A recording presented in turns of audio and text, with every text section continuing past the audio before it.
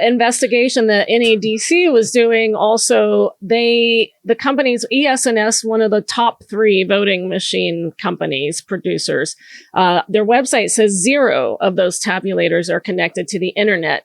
ES&S then told NBC News that 14,000 of their DS200 tabulators with online modems are currently in use.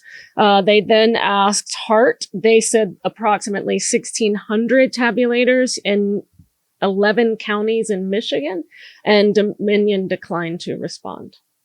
So suddenly, because we've been told... I thought you 0. You said it was 0, guys. Yeah. Didn't you say it was 0? Okay. All right, we can't get back to you. Click. And what's interesting here is you have on the left is one brand, on the right is another. I'm not going to name brands, obviously, but you have your most prominent brand on the left. And you're seeing that when both of these brands are actually combined, you're overlapping 70% of the U.S.'s voting infrastructure when it comes to tabulators. Okay. And this is the top 2. There's a few other brands as well that are of concern.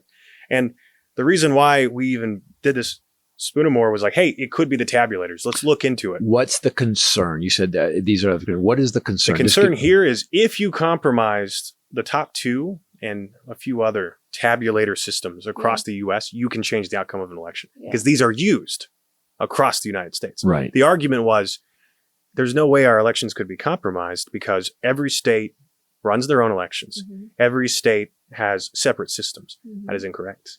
We use 3 different machines. We use generally some of the top brands. And I've already said those, even though you didn't. Perhaps have highlighted some of the concerns. Yeah. So it's Ford, Chevy, and Dodge, basically, we say. Right. And the main concern here is Spoonamore was technically incorrect because he said, hey, they're just adding votes. Our data has now revealed concerns of more going on, not just adding in votes, changing votes, deleting votes. And so that's what we're going to highlight with our data today. The data, okay, so you're not saying that's our analysis. The data is showing. Yes. Okay.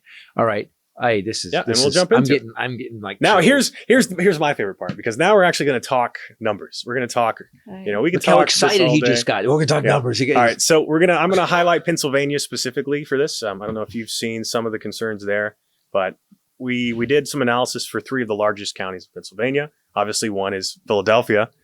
That's the most heavily populated. Wait. Am I reading that correctly? So of the 200 plus bomb threats, 32 counties in Pennsylvania were hit? At least 32. That's almost, I think that's almost half of their counties. Shit. Yep. And And these were the more densely populated areas. Philly.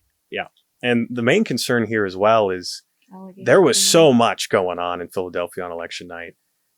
We pulled some videos. Because Pennsylvania was super important. It was very important. If not the most important state. Yes. Would you agree? I would agree. Okay. Very large amount of the electoral college votes are Pennsylvania. And so we're going to break down these 3 counties. Holy fuck. They do vote by 3 different types of voting. I'm going to say that a lot today, I think. So they have provisional, which is really small. It's like less than 1%. And then you have mail-in, which is almost half or less. In this election, it was maybe closer to 40% of the votes was mail-in. I have a question. Didn't Trump want to stop mail-in voting? We're actually... He said that a bunch of times. Mail voting can be moved. Oh, he changed it this election, but yeah. So there are quotes. He did say that, right? There are quotes. Certain people talking about mail-in voting and other concerns. How it's easy to manipulate, blah, blah, blah. But turns out the concern was you can't manipulate mail-in voting because it's hand counted. Generally speaking, there are. Is it? Or is it fed into a tabulator? It is fed into a tabulator. Ah, shit. And we're going to talk about this today. We've not talked about this before. We're going to show that in the data. Everyone I'm learning there's no Santa Claus. Yeah. And I don't like this. All right, this is worse than no Santa Claus. This is like it's Satan Claus. I don't like this at all. I love it. So, okay, so I'm going to be clear. So 32 counties, which is incredible percentage-wise. So that's obviously coordinated. Obviously, someone had to do that. Like that's not because a bunch of randos don't get together and start calling them bomb threats on the same day at the same time. These were email dome era. Jesus Christ. Emails of the counties. So okay. The counties receive these emails. And so that requires you knowing all the emails to the counties. How many electoral votes is Pennsylvania? I'll have to double check, but it is a lot. It's okay. Second, let's go. I think let me guess. 17? I'll have to double check. I don't think that's right. Something around there. They did do audits though. And this is why I think 19. 19. Ooh, too off. That's a lot. So that is a lot compared to some of these other swing states. Pennsylvania is kind of a need Mhm. for a lot of people to win. You can do it other ways, but Pennsylvania really helps you win. So they did do audits Okay. after the election. And so the two audits they did is they did a 2% audit across the state. Each county, 2% of the votes or 2,000 ballots. Either one, whichever one was less. And then they did a risk limiting audit of the 32 counties for the state treasurer's race. I'm going to highlight these things.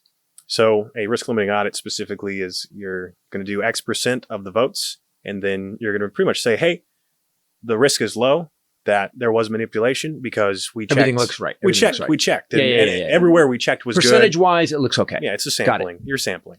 So the problem is they only did the state treasurer race. So if you're, I'm sorry. Yeah. Wait. For the risk limiting, yeah. They only wait. Yeah. Wait. The presidential election, they did just the state treasurer. Yeah, for the risk limiting audit, which was the larger concern. The fuck point is that? That's mine. I'm sorry, guys. You're My fine. bad. Oh my gosh. I'm a professional. White House. What the fuck? Oh God. I'm do not you answering have this. upper windows that people could breach through? You'd have a skylight. Climb on the mezzanine. Come through. And don't look behind you. What? Yeah. What's happening? Wait a minute. What? I don't understand. What's the point? Whose idea is it to go, hey, let's just, the big thing this time is the state treasurer's race. We want to make sure. That makes no sense at all. Why would you wouldn't you sample it doesn't make any sense. Yep. And the concern was as well, they did sample a few of the races for the audit of 2%, the presidential race. But the problem is, here's what we want to highlight. Okay. And as we talk about data, is if you were to compromise tabulation machines and do it in a very specific way, you would already have prepared to defeat these audits. Right. They're a sampling-based audit. And also, if it was bullet ballots and the machines were actually they were upvoting the presidential race, you would actually not analyze that. You would analyze a lower level race where that had nothing to do with the tabulators. Here's the concern. Fuck. And these audits, they're under, and we pulled the audits. We pulled some of the audits that they've been doing, not just in Pennsylvania, but other places. And they're using certain things. We're going to look into it more. We're going to put out reports. But the bottom line is they're undersampling the denser places. And as we'll talk about in our data, if you're changing votes, if you're switching votes, you're doing them at higher turnout. You're doing them at places where more people are voting. Yeah. And that's you're auditing the opposite places. Right. So they're going out of their way to audit the places with the lower turnout. Mhm. So because those would show less of a vote change. But if you went into deep Philadelphia, especially in blue districts, what would happen was it would show in a blue district that the votes were exceptionally just too much for the Republican candidate in a blue district. And that would obviously be a red flag for everybody.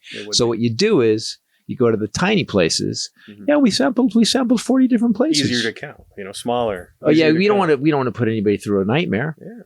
Holy shit. So that's the concerns is, Holy shit. their audits. I'm gonna have to conceal carry just to protect myself after knowing all this shit. And it gets a little